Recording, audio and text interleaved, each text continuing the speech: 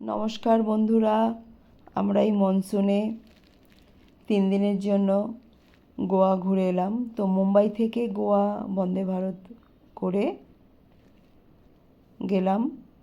তো আমাদের family friend Aparna, সমীরদা আর আমরা দুজন 4জনে মিলেই গেছিলাম। তো থিবিমে নেমেছিলাম। থিবিমে নেমে ওখান থেকে বাইরে থেকে একটা প্রিপেড ট্যাক্সি নিয়েছিলাম। নিয়ে ওখান থেকে আমরা পানাজি চলে গেলাম। আমরা পানাজিতেই থাকবো।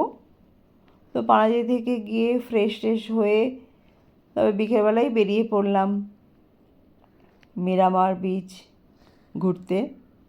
খুব ভালো লাগছিল এই ওয়েদারে, উত্তাল সমুদ্র।